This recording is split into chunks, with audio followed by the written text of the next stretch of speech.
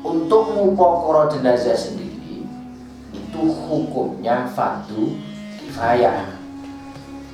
Berbeda dengan yang namanya sholat maktubah. Puasa itu hukumnya fardu ain. Satu pun tidak ada yang mupokoro jenazah, maka sakampung kedosan seluruh akan.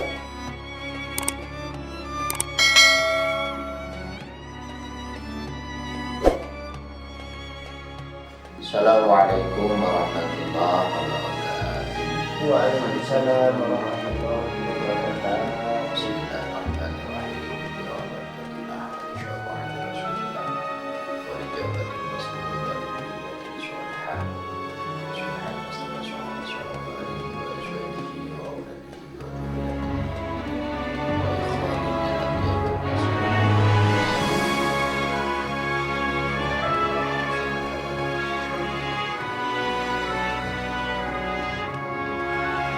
لله وله الفاتحة.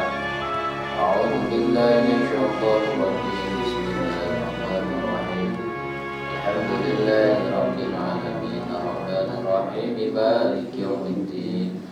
إياك نعبد وإياك نستعين اهدنا الصراط المستقيم صراط الذين أنعمت عليهم غير المغضوب عليهم ولا الضالين. رب اغفر لي ولوالدي وللمسلمين آمين. بسم الله الرحمن الرحيم. الحمد لله رب العالمين والصلاة والسلام على أشرف المرسلين وعلى آله وأصحابه أجمعين. سبحانك لا علم لنا إلا ما علمتنا إنك أنت العليم الحكيم. Qala al-musannifu rahimallahu ta'ala wa nafa'ana bihi wa bi'ulumin bihi fid dharaini amin amin ya rabbal alamin. Alhamdulillah, malam ini kita bisa bersama-sama melanjutkan apa yang menjadi rutinitas kita, hadir di majelis ilmu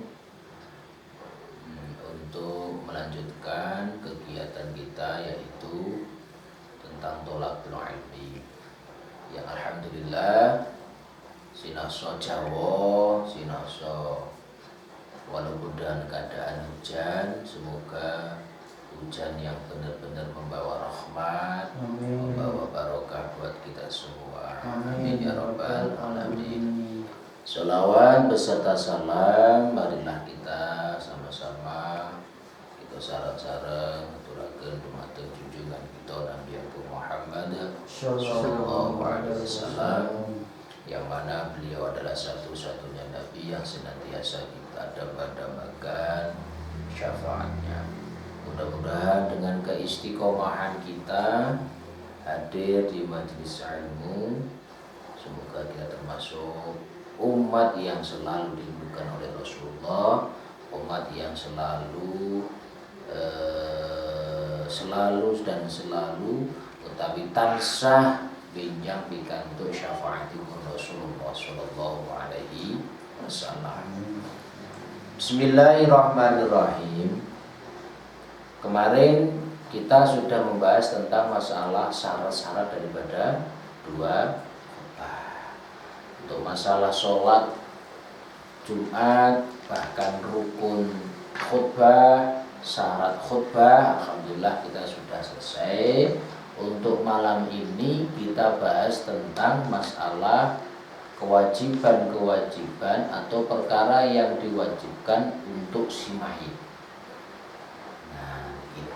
Kadang kita hanya tahu, oh nek mayit kuwi wajibe digene, wajibe ini. Bahkan Nyun Sewu sekarang lagi viralnya tentang masalah ada salah satu ormas yang kemarin meninggal dunia di tol ya. Tol.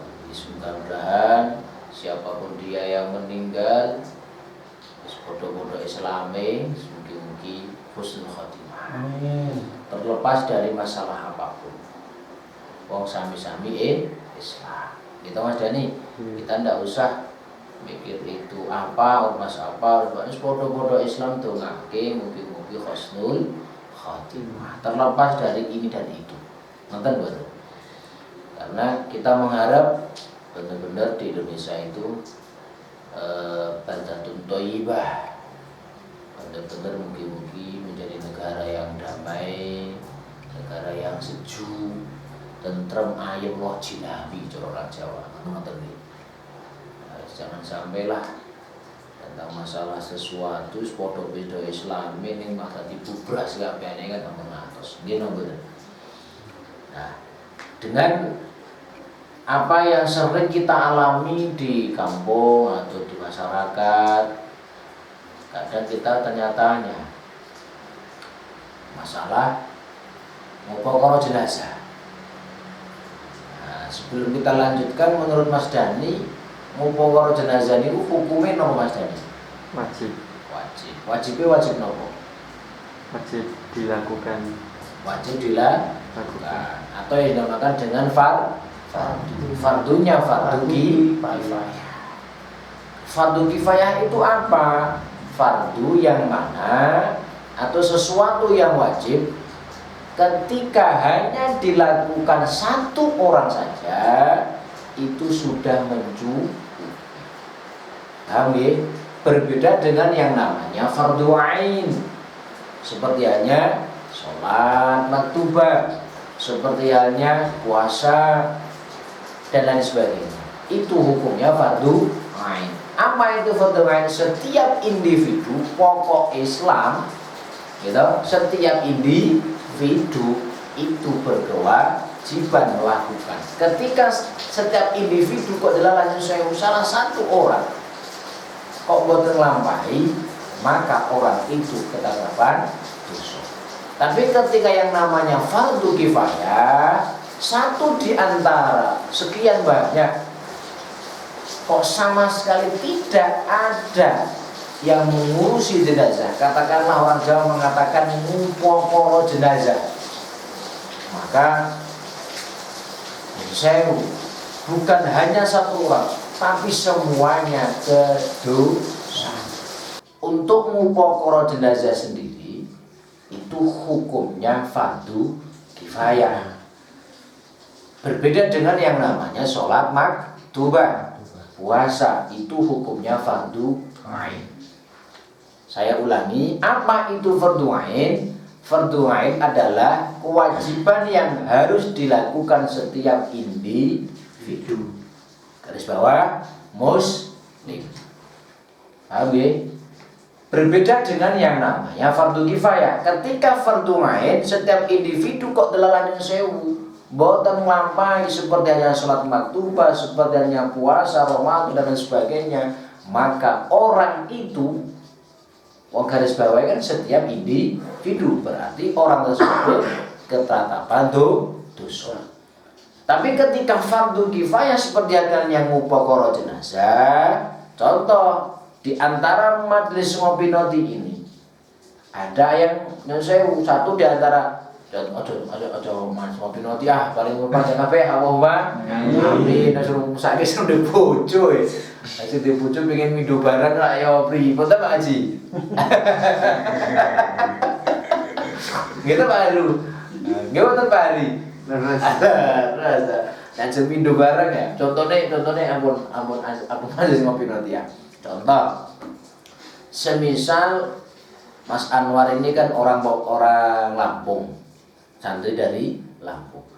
Kampungnya Mas Anwar delalah di situ ada orang yang meninggal. Udah yang meninggal satu. Kebetulan satu kampung, tahu kampungnya Mas Anwar ini nyun sewu. Satu pun tidak ada yang ngupokoro jenazah, maka sak kampung kedosan sedoyo. Akan tetapi ketika Mas Anwar, aku wis tau ngaji neng Magelang, ngaji neng di majelis ngopi noti, ngaji babakan masalah ngopeni mayit, ngopeni jenazah. Oh, ternyata hukum daripada ngopeni jenazah, ngopeni mayit itu hukumnya fardu kifayah. Wis ta wong aku tau ngaji, saiki wong ana wong mati, kabeh wong do ora gelem ngopeni, wis tak openi aku dhewe. Walaupun toh yang melakukan sesuatu yang hubungannya dengan mayit tadi kok namung Mas Anwar piyambak, maka sampun gugur kewajiban. Satu saja sudah cukup. Paham ya? Nah, ini kadang nyuruh saya. Kadang ada salah satu kampung ataupun desa yang mana kadang sok dadosaken masalah. Contoh, walaupun toh sudah ada yang menikah. Contoh, ada salah satu kampung yang meninggal, ada yang meninggal. Kebetulan yang meninggal ini punya saya di kampungnya nggak gelem seramu. Di kampungnya apa? Mboten purun, seramu wis nang masjid rata, seramu karo tantang gitu paling rata, apa meneh melu arisan rata. Nyun sewu meninggal dunia. Kadang ada yang kejam, tonggo teparune bahkan sewu sebelah bahkan RT ini RW ini kadang yang mau tegel kadusnya cara teng kampung tilik we mboten purun, Pak. Itu ada. Saya pun pernah ngalami seperti itu, melihat seperti itu dengan mata saya sendiri. Nangis saya. Tapi yo kula melu kesel dewi. Wah, aku nek ora tak anu aku melu gedosan. Ah, mending aku sing wadal dhewean ra apa-apa, sepenting aku ra kedosan, warga pun juga tidak ikut kedosan. Paham ya? Nah, yang melakukan apakah harus orang kampung situ? Tidak. Contoh, semisal ada kampung A. Kampung A itu delalah nyun sewu, tidak ada yang mau ngurus. Terus tiba-tiba kayak saya, ada orang yang bertamu takziah. Ada orang yang takziah.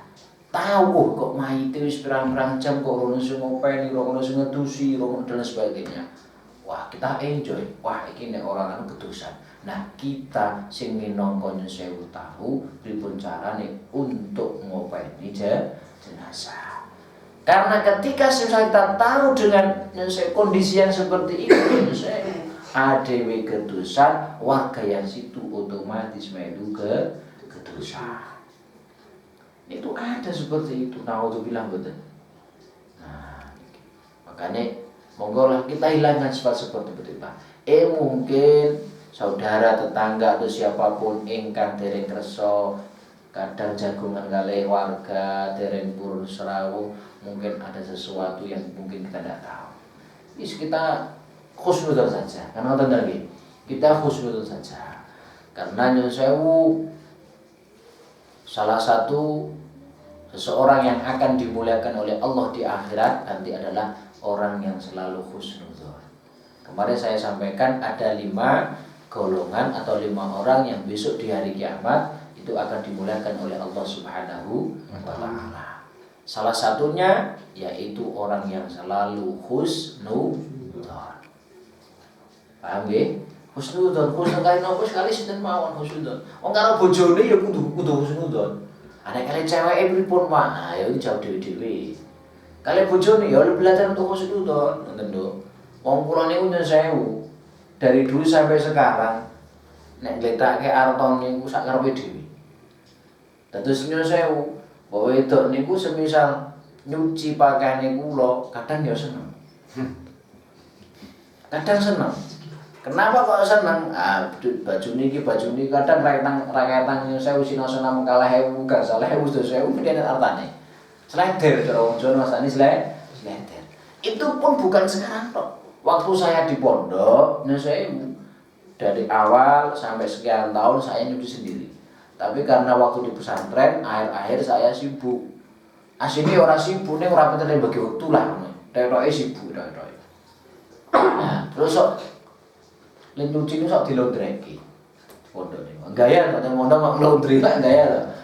Nah, tegak tapi tak laundreki. Tak laundry. Kenapa kok laundry? Nah, saya sering tiap hari pergi dengan pergi nopo Pak Heri tahu pekerjaan saya. Betul kempalate nek cah pondok kan mboten setrika, nyetrika bayar teng pondok niku. Ya Mas ya. Di pondok itu nyetrika bayar, Pak. Setiap baju satu sekian ratus itu, Pak. Wah, ini talon ini kan lumayan. Wis wangi. Lipatane wis melipit to. Nah. Niku nyuwun sewu setiap saya nyuci tukang laundry niku nyuwun sewu subhanallah. Amanah, sangat amanah. Tukang laundry niku setiap saya nyuci mesti beberapa kilo. Ajeng dicuci mesti ajeng direndam. Setiap sakunya itu dibukain dan apa? Diparing no. 1 rupiah pun tak berkurang. Istimewa betul kalau laundry. Bahkan saya sampai ke sini beberapa tahun. Di sini berapa tahun? Delalah ada orang kampung sini yang dulunya pernah bekerja di tempat dan ngekos di tukang laundry tadi. Nah, orang sini karena udah beberapa tahun tidak pernah ketemu yang tukang laundry yang dulu ditempati untuk kos, bertemu di sana cerita panjang lebar. Sakniki ingkang ngimami nenggen kula niku alumni besar. Lah saking pundi saking ngablak. Ingkang piantun mriki ngendika nambine dalem. Wah, niku nek nuju teng mriki artone kuatah. Atus kuatah semanten. Wah, piantun mriki ingkang nembe silaturahim niku rawuh mriki cerita ngendika. Jenengan kok ndak cuma dipur sok nunduk tengen mbak niki. Nggih kok pirsa ngenten-ngenten nganu jenengan dadi rawuh mriko mulai pun dangu mboten mriko. Semenjak saya nikah itu memang jarang karena bukan orang Demesan, orang Jambu. Nah, meskipun seperti saya aturke. Ayo husnu. Nek ya kok pikirane kok suudzon. Kadang nyimpen duit ilang, Mas, ilang tenan, tapi nek husnudzon delalah. Ya delalah. Nggih napa mboten? Contoh jenengan husnudzon dengan cewek. Wong kan Gusti Allah ngendika ana fi dzanni abdi bi. Aku ki tergantung penyangane kaulaku marang aku. Nek nyun sewu kita husnudzon baik, Allah pasti akan ngasih yang baik. Tapi ketika kita kok suudzon, otomatis Allah maringi sesuai dengan apa yang menjadi kerentangan Mbak. Dene kok pengen bojo ayu kok bojone kok iran gufung pripun iki ya. Karena mboten mantep. Mboten apa? Mboten mantep karena kadang seseorang kalah kalih namine PD. Kula kirang PD nggih napa mboten? Tapi itu mantep mboten mawon. Toh saya aku iran gufung ya mantep bojone ora iran ngono to Mas. Saya berani kayak gitu karena saya mantep. Ngendikane Pak Kajeruk Allahumma mantap. Mantap Mas Dani. Mantep. Ya Mas Dani mantap, tapi orang mantap, ya kurang. Gimana Mas? Aneh Pak Heri, delep-delep tok Heri dhewe ora mantep niku. Bismillahirrahmanirrahim. Hadza undami ingki perkara kang bakal hadir ing dalem benggalin simbange musannaf ingku faslun ana anggitan suci. Rupane faslun alladzi yalzamu lil mayyit arba'u khisalin. Ya dawu alladzi yalzamu al mayyit lil mayyit arba'u khisalin. Alladzi utawi perkara silai ladzi yalzamu kang wajib apa alladzi wajib lil mayyiti kaduwene mayyit iku arba'u khisalin papat piro-piro pakerti. Mungkin kita sudah mafhum ya. Ketika ada seseorang yang meninggal, ketika ada orang meninggal, itu ada 4 perkara yang wajib digatosaken. Paham nggih? Jadi ketika ada mayit, berarti nopo? Kita sebagai saya orang yang tahu itu benar-benar harus respect. oh nek ana wong mati berarti patang perkara sing kudu dilakoni. Bari nggih. Nanti ada ketika orang syahid kewajibannya ada berapa? Ketika ada orang meninggal, saya matine syahid itu ada berapa? Tidak semua sama. Paham nggih? Sekarang kan kayak viral. Gitu. Ana wong mati, tadi saya sampaikan toh. Wis makane ayolah donga bareng-bareng Indonesia muga-muga paringi damai sejahtera. Lo miris Pak Kaji lu tenang ini. Bukannya gimana-gimana, kita kan rakyat biasa nggih. Tapi ketika melihat wis muga-muga Magelang damai cara arep berbut ya kono wae luwih lah. Tapi nek sakit ampun ngantos dulu. Rusuh niku marang dadeki pikiran jeglu nggih napa mboten. Nah, makane ya pancing pun dinas kok kalian Kanjeng Nabi kok. Islam terbagi menjadi 72. Yo, itu termasuk tindi-tindi tanda-tanda kiamat dekat kan. Ormas napa Islam pun ajeng bertambah. Bermunculan kan banyak sekali. Sekarang pun ada beda. Kalau pun supaya ada waktu itu 6 tahun yang lalu pun 40 sekian ya. Nah, saat ini kan beda lo istilah ngerti, istilah tahu update ya. Istilah tahu delok berita. Marah mumet non datang ngapalke barang orang Islam ini ono Dharma Gandul, ono Sabto Dharma. Nah, gitu. Enten niki ya, nek Mas Ayi ngertine Dharma Gandul lah, ya priye. Nek Pak Heri ora ngerti Gandul gindul lah. Nggih. Alladzi yalzamu lil mayyit arba'u khisalin. Perkara yang diwajibkan untuk si mayit itu ada 4 perkara. Ketika ada orang meninggal, 4 perkara yang wajib dilakukan. Tidak boleh ditinggalkan. Kecuali yang sewu mayit syahid. Mayit syahid tidak harus 4. 4 tadi apa saja? Dirupane papat ghusluhu ya Mas Roman wis tau mondok Mas Roman ya. Wah, ana harokate ngerti sampeyan Mas. Sono harokate kok. Mas Anwar, yang benar ghusluhu apa ghusluhu? Ghos? Enggak paham. Enggak paham. Wah, kata pernah mondok ya? Orang tepawan. Mas Ai, ghusluhu apa ghusluhu? Ya Gus. Buatan mentos kenapa ya Pak? Gus. Tapi Gus kalau Gus. Ini bedanya. Makanya nyuwun sewu. Kita ini guyonane ngenten Mas Dani. Mas Dani nggih. Kita itu jangan gampang terpikat dengan sesuatu dengan hal yang baru. Contoh masalah ceramah. Contoh kata wong do nasrib ki, bukan kata nggih. Saya tak tarik. Ada seseorang penceramah yang nasrib utawa nyesewu kafaro yukafiru kae. Pernah denger enggak? Ya, kafaro kafiru. Niku lho Mas. Makanya nyesewu Mas Dani nggih, kita ngaji jangan cuma hadis dan Quran. Paham nggih? Terus ngaji tambah apa? Ngaji dengan yang namanya fikih. Apa meneh gelem mondok nang pesantren, ngaji kitab namine Nahwu dengan sorot. Wis to, wis durung tau ngaji Nahwu sorot, dereng nate ngaji kitab kuning, kok ya nerange fikih. Fikih nganggo kitab gundulange niki tangi lamun bisa. Padahal saya banyak ulama yang mengatakan kok ana wong mulang ngaji nganggo terjemah naudzubillah. Aku nganggo terjemah kaya napa? Karena memang ndak tahu. Lek ngerti karena mergo maca terjemah berarti tidak mempunyai guru. Makanya saya sampaikan kalau cah pondok pasti tahu ghusluhu dengan ghusluhu. Kalau ghusluhu maknane ngumbah.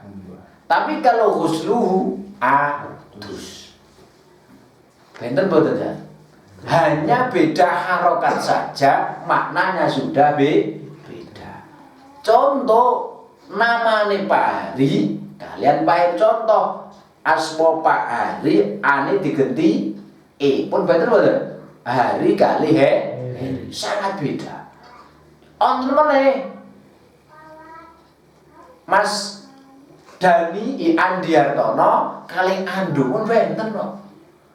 Tapi beda nek Dani Andiartono kali Ayi yo beda. Ning napa kok jenenge api-api undane Ayi kuwi yo.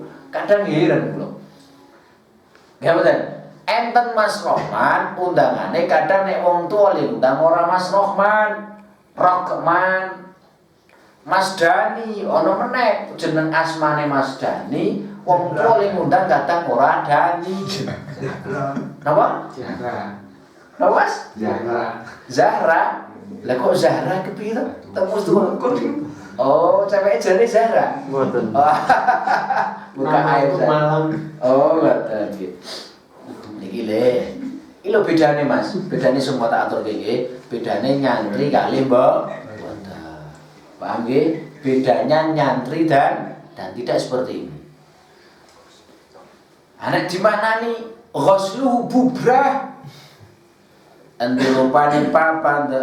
Ghusluhu ya siji ngedusi mayit. Kalau harokatnya fathah ghusluhu naudzubillah berarti mayit kudu cukup dikubah, ora didusi. Dikubah gujuk tok banyak pencerahan dikubah misal. Gini betul. Inilah pentingnya ngaji nahwu dan sorab. Paham Mas nggih? Makane kalau juga pengen ngawas nahwu sorab akhirnya penting ngaji gisi. Ora usah ngaji nahwu sorab gisi, ngaji niki gisi. Tak tambah mumet Mas Ai. Wah ngaji ndren nang ora usah bojo ya Pak, malah tambah sorab malah butak wae. Pun lah, saya jenengan pun kersa ngaos setiap malam Senin dan malam Kamis hadir istiqomah pun istimewa. Pun istimewa. Paham ya? Ora usah. Pak kula pengen ngaji ihya Pak. Ngaji ihya barang. Kiriin. Nggih. Ya Mas Dani ya. Mas Dani pernah ngaji nahwu sorab? Mon sekedhik tok. Coba ditasrif. Dereng.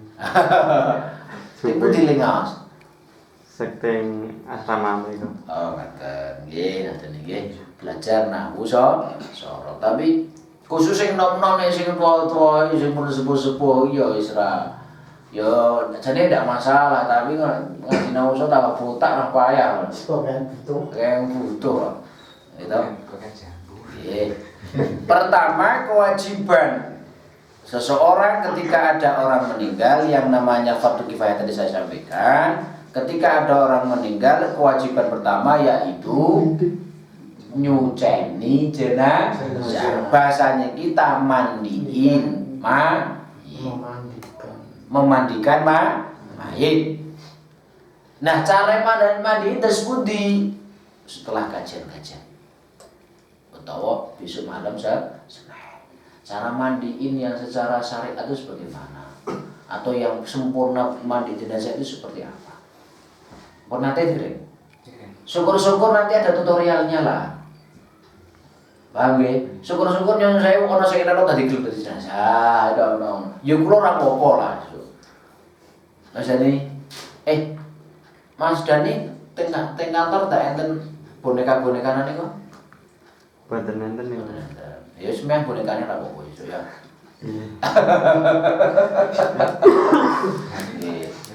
Ini karena gini loh Mas, karena kenapa kok saya matur seperti ini?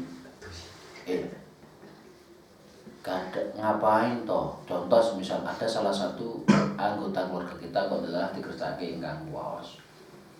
Loh, kita bisa ngapain sih nyuruh orang lain? Ya ndak, apalagi nyuwun sewu. Contoh nyuwun sewu gemki orang tua kita pinaringan panjang yuswa.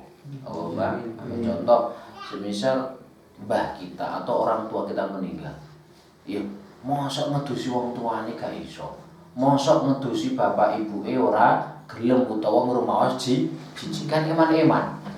Nggih napa mboten? Eman-eman tidak?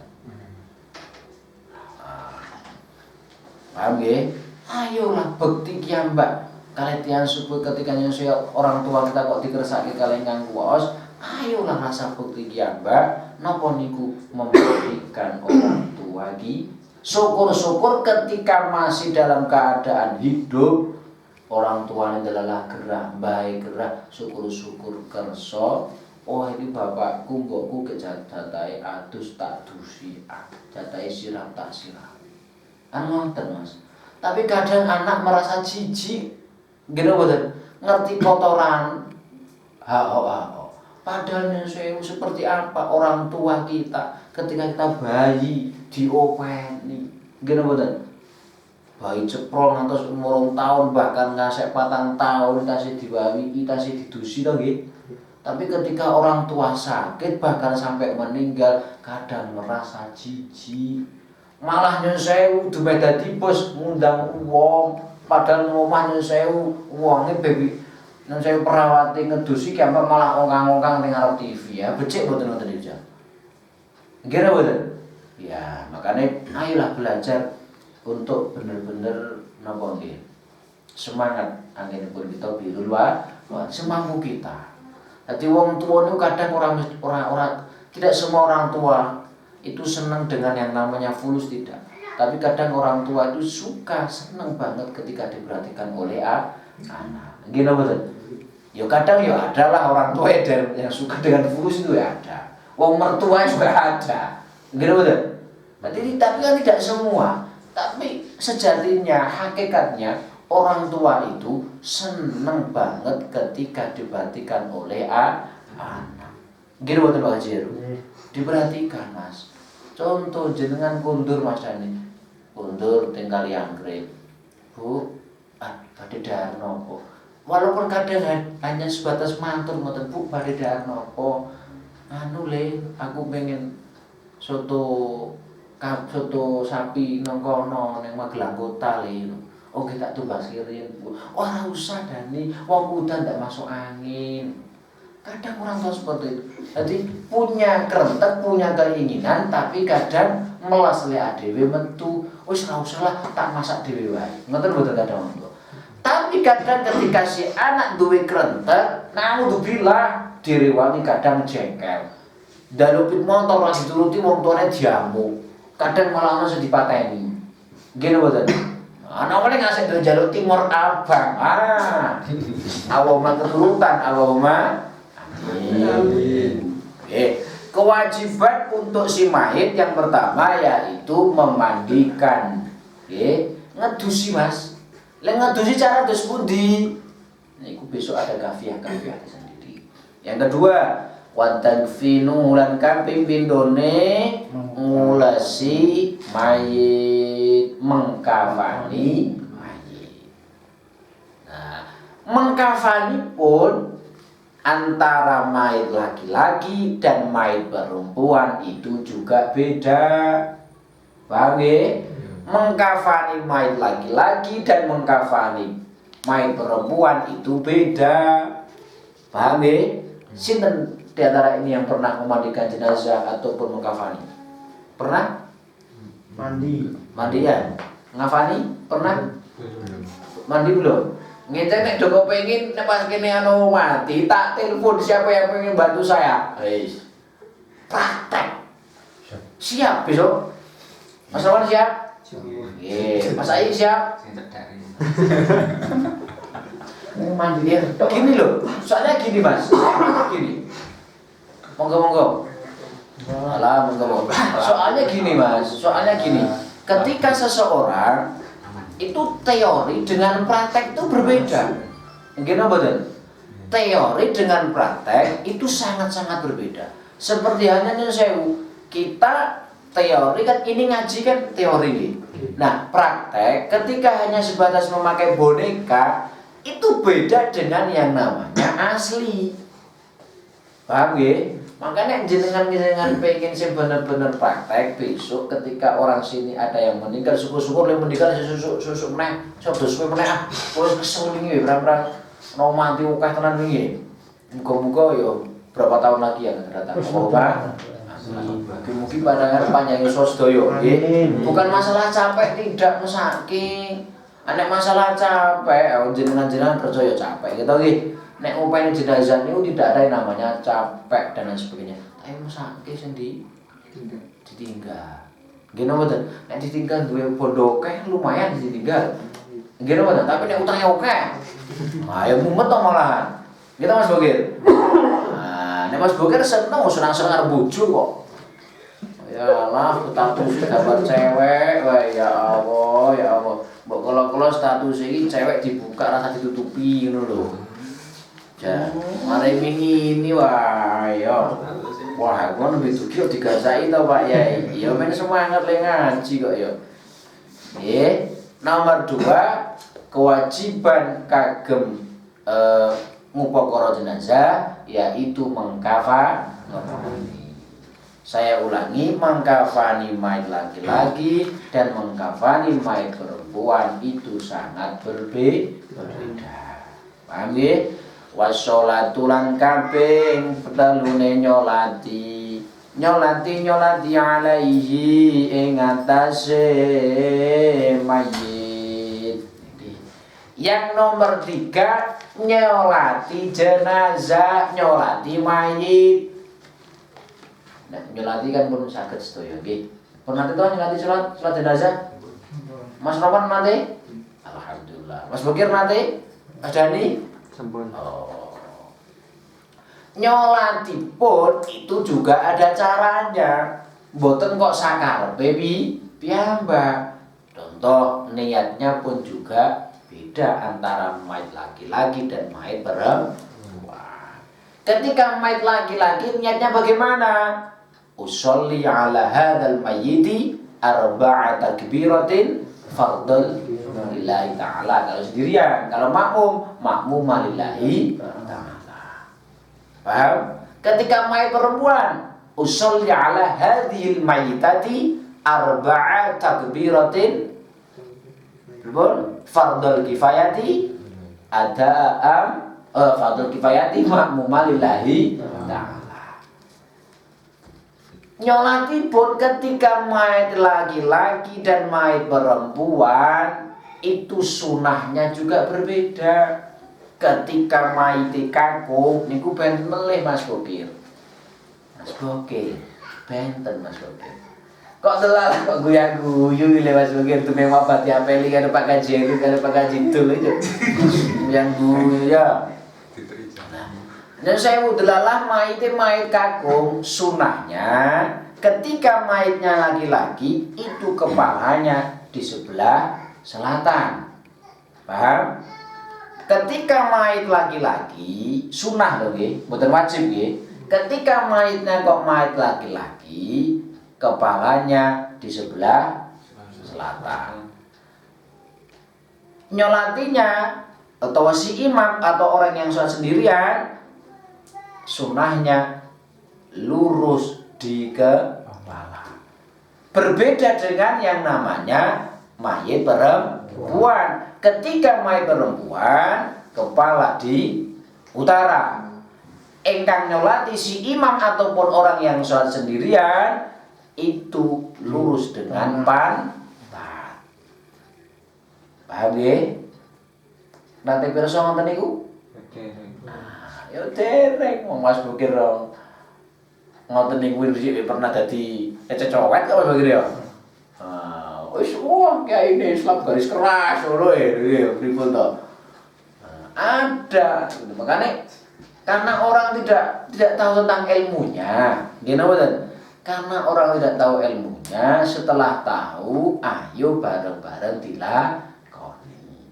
Tapi kadang orang yang tidak tahu, dikei ngerti kadang malah ngeyel. Nggih mboten? Karena ada salah satu orang yang saya biasa ngopeni jenazah, tapi orang tersebut tidak tahu tentang bagaimana secara syariatnya. Ning dheweke ngerti mergo keturunan, disi bapakne tukang ngopeni jenazah, yo anake sakniki genti ngopeni jenazah. Tapi le ngerti niki ora mergo ngaji. Niku ada.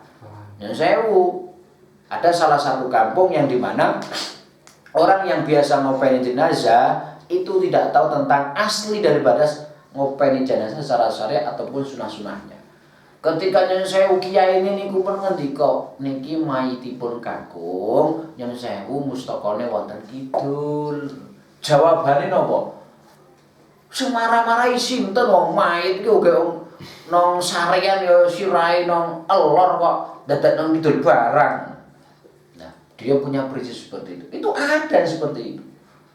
Nah, makanya karena nyuwun sewu memang tidak tahu. Yuk, caranya kita menyikapi gimana? Oke, ngaten niki.